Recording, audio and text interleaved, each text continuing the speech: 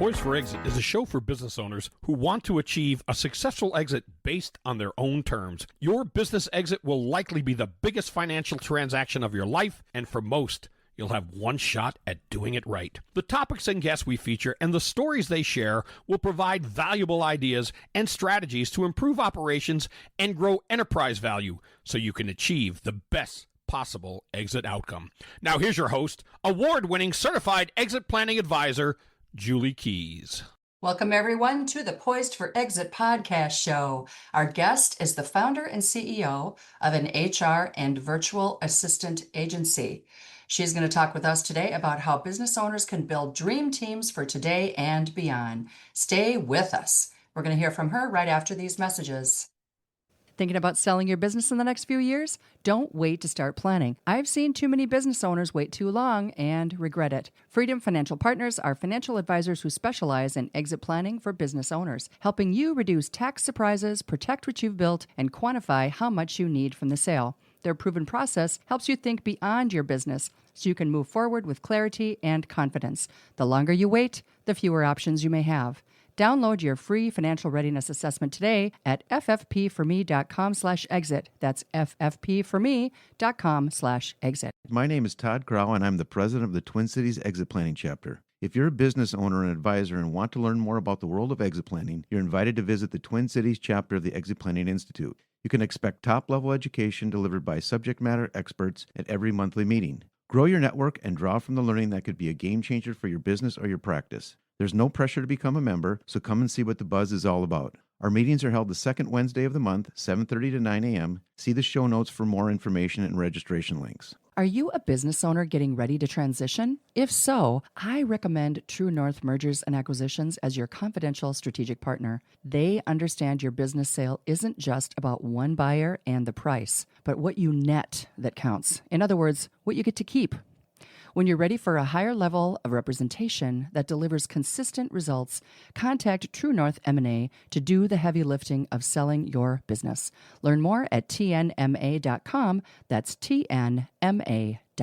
Exiting your business is a big deal, both financially and emotionally. I'm John Marquet, Certified Exit Planning Advisor with TrustPoint. We help business owners transition smoothly on their terms. Our focus is on maximizing value, minimizing stress, and giving you confidence in what's next. Whether you're selling or passing the torch, we make the process seamless. Start planning today at trustpointinc.com. That's trustpointinc.com. Hello, Poised for Exit listeners. We are here today with Ailee Nelson, who is the founder and CEO of Approach HR and the VA Solution. Ailee, welcome to Poised for Exit. Thank you for having me, Julie. I'm so glad that you're here. So good to have you on the show. It took us a little while to put it all together, but I'm really appreciative that you're here because this is such an important topic, as I said in the beginning of the show, especially on the VA side of things. My goodness. So we got to talk about that because you've got that new company now that you just launched called the VA Solution. But before we get into all of that content, maybe we could just have you share a little bit about how did you get here? How did this all start? How did you get into this business? All that good stuff. Yeah, I'd be happy to share. So my business has been in place for about 8 years now in November, hitting the anniversary date. And before then, I was in corporate and I had a wonderful president of a company, woman-owned business that really invested in me. She got a coach and mentor for me and had me create a HR department and got quite a bit of experience there. I decided that I wanted to take off on my own, and my coach said, go ahead and do it. And so I did. I took the leap. And why I was trying to get my HR business off the ground, I was a single mom. And instead of waiting tables or stocking shelves, I did admin assistant work on the side. That wasn't necessarily supposed to be a business, but it took off right away. So before I knew it, I had numerous clients and I couldn't handle all of the business. So I started hiring additional people to help me. And that took off faster than the HR side of the business, surprisingly. So then I had, two parts to the business. recently I just separated the companies into two. That makes sense. Yeah. Yeah, yeah, Well, so let's talk about the services. First, let's talk about approach because you've had that one longer, yeah. and then the VA solution. Yeah, so Approach HR, we provide strategic human resources consulting, things like compliance, recruiting, onboarding, performance management, organizational development. We help businesses strengthen their teams and systems so they can operate smoothly and confidently. The VA solution, we provide proactive professional virtual assistants, everything from executive support, project management, marketing coordination, and daily operations. Wow, that's a lot. That's Yeah. a lot. So the VA solution that was birthed out of just the need that a lot of people have for bringing in virtual assistants, like you're getting a lot of demand for that, and you're just like, I have to separate these two. Is that, or what was the reason? Yeah. Yes, it really was, Julie. There's a lot of need out there for several different kind of clients. I find there's a need for executives, single executives, small businesses, and also there's a need in the community for retired executives, as there's a real niche for that. Really? So you're bringing on a VA for a retired executive. What exactly are they doing for him? Well, typically, a retired executive is still on multiple boards. They're doing a lot of traveling. They're doing a lot of meetings for lunch. They're doing a lot of gifting in the community. They're well known. And so they really, the thing that they miss most about working is that what they tell me is their executive assistant. So Sure, sure. we find somebody for them to utilize, and it's a good match. That sounds like a really good match. Yeah, for sure. And I can speak from firsthand experience that using your company's services to bring me Rachel and how well she's done for me is like, she's amazing. And so you definitely know how to pair the right people with the needs of your clients. And so I got to ask, how do you find such high quality people? Oh, thank you. Yes, Rachel is wonderful. She's outstanding. Really, for the most part, it's been word of mouth and relationships. I have not wanted to do ads. I have not wanted to put people with people that I know in the community, people like yourself, with just anybody. So I have lots of relationships, people that I've worked with in the past, employees that I've had in the past. We've had relationships of existing people on my team. So word spreads that way. Sure. It's a good fit for a lot of different people, stay-at-home moms, students, people that are kind of on the way out of the workforce. They just want a few hours. So it's a good fit for a lot of different people. Definitely. And then obviously, like I only know this from my own, when I say obviously, it's because I know obviously from my own experience and trying to find, the right VA. I went through another service a few years ago and I just couldn't get a match. Like I thought I was being super articulate with what I was looking for and the kind of, skills and talent that I needed, but I couldn't find someone who actually could do that work. And I imagine that you have your process for, like if someone who says, well, I can do, these things, right? I'm really good at bookkeeping, or I'm a specialist at Excel, or, I'm really good at AI or social media or whatever. How do you go about like figuring that out and making the match? Right. Well, there is a process that I have people go through to make sure that they can do what they say that they can do, because that is really important. I also have a process of a background check and checking references and going through those kinds of things just to make sure that when I'm putting somebody with a client, that they're trustworthy and they can do the work. But I play matchmaker. I tell my clients, I feel like a lot of the time, I feel like it's dating. I'm looking at personality. I'm looking at what traits people are looking at. One of the questions that I ask is for a VA is tell me, 10 words that best describe you. I learned so much, Julie, from that question about how to place people. That really tells me a lot. I think that's where my HR part of my skills come in because I feel like I do interview really well. So I kind of am able to match make really well. And, once in a great while, it doesn't, we don't get the perfect fit. And so I always tell my clients, if it isn't a perfect fit, let me try again. I have a team of 26 right now. Wow. If it's not a perfect fit, I will find you another fit. So, and once in a while it's a personality, thing. So let's just try again. Sure. Yeah. Well, and I was going to say, with your background in HR, I'm sure that it's, goes beyond interviewing, but that, of course, would be a superpower that you have that many of us don't, right? So you probably have a lot of permanent clients, right, that are looking for, or not permanent clients, but clients who are looking for permanent positions, because you said that that's part of the services that you provide. So you do recruiting as well. Yes.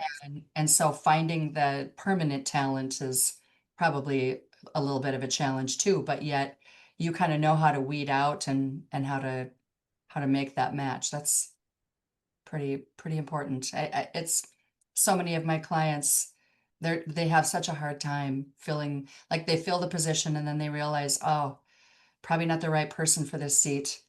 So Right, yeah. right. It is hard. It is difficult. It's a difficult thing. And then I'm assuming too then that, say for instance I'm a business owner and I have some issues with my team, that you or someone on your team could step in as like a fractional HR Yes, consultant or someone to come in and help with a project or help with a situation. So you yes. have a lot of clients that do that too. Yes, yes. I do, especially myself, work as a fractional HR director for many clients and do many different things. Hiring is one of them, Julie, but I do a lot of, say, employee handbooks or work on really identifying scope of positions to make sure, do the employees know what they're supposed to be doing? That's really critical.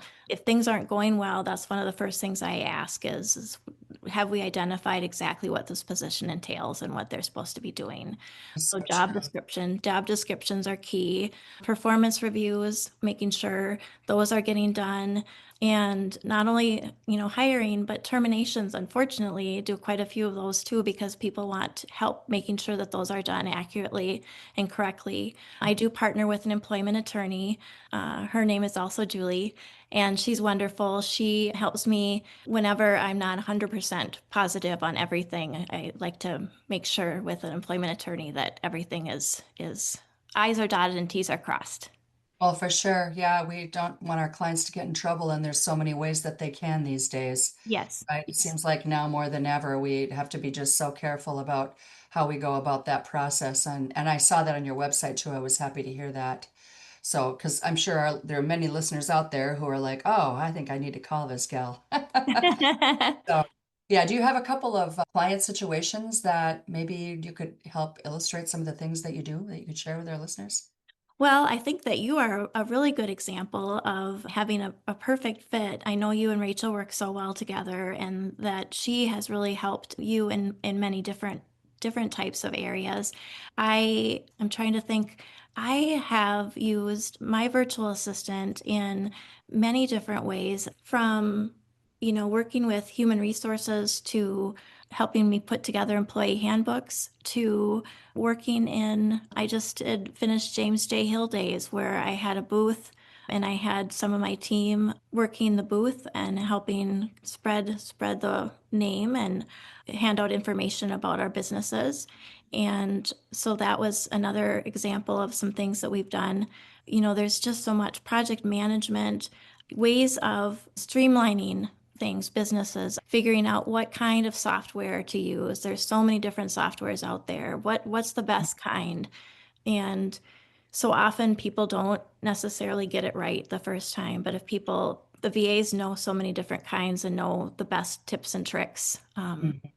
Yeah, I think that is really something that's been really, really helpful, just to streamline things and make things easier. When you're in the trenches, you don't always see it as clearly as somebody from the outside coming in. Yeah, definitely. I think that that is one of the biggest value adds that outside consultants bring to the table is just that outside perspective, yeah, completely different angle of looking at things and not, emotionally involved in the situation. So it's easier to kind of maybe troubleshoot and see what a solution might be once what the big pain points are. Exactly. So what are some of the things that we talked about your services and we talked about a few scenarios, but when you're out there meeting with your clients, what are some of the things that you're seeing maybe now that they're facing that they maybe didn't face a year ago or 2 years ago? How are things different right now? Well, I think for the HR part of the business, it's definitely retention, paying a lot more attention to retention, culture, burnout are major themes for sure. Leaders are learning how to be proactive and support. So that's definitely for HR. And the VA is a lot the same, keeping things, helping the VAs are helping keeping running things smoothly for sure. That's what we're kind of known for is to keep things moving. Right. So if I'm a business owner and I've got a full leadership team and a full staff, maybe I got 150 employees or whatever, uh, is am I a candidate for VA services as well? Absolutely. Right, I would think so. Like, I think that a lot of companies that are bigger, they think, well, VA services, that's really for like the solopreneur, the smaller company. And I don't agree with that. I've had clients who actually have had VAs working on specific things, specific projects that they wanted to take off the plates of the Hmm. people that are permanent, right? Because they want them to be about higher level things and take the repeatable stuff off. Is that what you're seeing too? Yes, absolutely, Julie. And also sometimes they want to keep it confidential in the company too. So they want to keep it off the table in some areas. The other thing that we haven't talked about is that the VA you can utilize a VA in your personal life as well. So it can cross over. I always say that for a professional person, it doesn't your work doesn't stop and start in any certain area. And so having help in your personal life is important too. So appointments and, doing research on, like a home security system, if that's what you're looking for. Maybe you're going to build a deck and you need some, beginning contractor names, just some initial research. It's really helpful in taking some of that burden off of you. There's a lot of stuff that a virtual assistant can do to help. Thinking outside the box here, I love that. Makes a Yeah, lot of sense, yeah. when you got a busy life and you go home and you got another full-time job there and having someone help you out there makes a lot of sense. So you said earlier retention and culture, and I agree 100%. What are some of the recommendations that you're making for some of your clients when it comes to retention? Because we know when we have turnover, it costs so much money to find the new person, train the new person, all of those things. What I am recommending for my clients about retention is conversations, regular conversations. They need to happen. So, monthly for sure, a casual sit down conversation over coffee or a walk, hearing what's going on with them. What are the good things that have happened this month? What could have gone better? What's next? Really hitting home, making sure that you know what's going on with your employees, you know if they're unhappy, you can squash, trouble coming forward and being that link so that they know that you're available and that you want to be somebody that they can go to if they're not happy before it's too late. Yeah, definitely. And that really aligns with building great culture, right? If we have good retention plans and programs for our employees and they feel like what they have to say matters, because that's really important. Obviously, human beings need that. Then that just helps to permeate a strong culture. Right. Yep. It does matter. And, again, it ties into benefits, asking your employees, what do they want for benefits? Mhm. When you're deciding where do you want to spend your money, don't assume that everybody wants 401ks. Ask, maybe if it's a younger demographic, it very well could be more PTO time instead. So ask your employees what's important to them so that you can build benefits around what is important so that they're going to stay. Is that like a survey that you would recommend they conduct, or do you do that for them on their behalf? Either way, yes. Sure. Yeah, Mhm. like how often do you think that that should be done?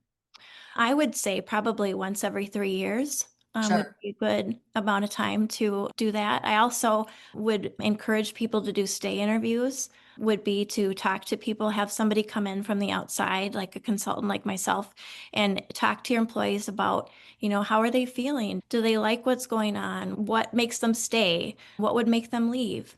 Get that inside scoop. I'm often surprised at what people will share with me when I come into a company. Yeah, I would have to agree with that. Even for the work that I do, same thing. And I'm happy when they do, when they feel comfortable enough to be able to share because Yeah. it's stuff they gotta talk about, Right, right? exactly, Yeah. exactly. Yeah. If we don't know what's going on, there's no way we can help try make things better. Mhm, Yeah. mhm. So, last question for you. So many great things that we talked about today, and we could keep going, but what would be a couple of key points for our listeners? We've got a lot of advisors that listen to the show, in addition to business owners, like from all over the country. And I assume you have clients all over the country as well, right? Mhm, yes. But what would be a couple of key takeaways for our listeners that you think would be important for them to know about and do right now? Yeah. So for the HR part of my business, I would advise people to have a consultant come in and do an audit. Even if you have an HR person in your company, I would recommend having an audit done to make sure that things are being done correctly. Have somebody look at your employee files. Are they set up correctly? Are the I-9s being filled out correctly? It sounds silly, but I have yet to find anybody fill out an I-9 correctly. 95% of the time, they're filled out incorrectly. It's silly, but they're very difficult to fill out, very picky. It's can save you a lot of money. If you get audited, I-9s are going to be one of the first things that they're going to ask for. Employee files are going to be the first thing they're going to ask for. So there's, two or three things that would be key things that an HR consultant would do if they came into your office that would save you thousands of dollars. So I would recommend that you have an HR audit done. Work with an HR consultant. You can work with somebody like myself or me. I'm taking on more clients. And you can utilize somebody like me on just as needed. You don't have to be working with me all the time. You can do it as needed. So as issues arise or things that come up, definitely have somebody kind of in your back pocket, so to speak, for needs that come arise. For HR, that's really important. For the virtual assistant piece, I just would encourage you to look into it and see what could be taken off your plate. I often say delegate to elevate. It's not that you can't do the things that you're doing, it's should you be doing the things that you're doing. Yes. In your business or in your life, there's so much that you could be giving somebody else to do so that you could be doing more or that you could be spending with your family or friends.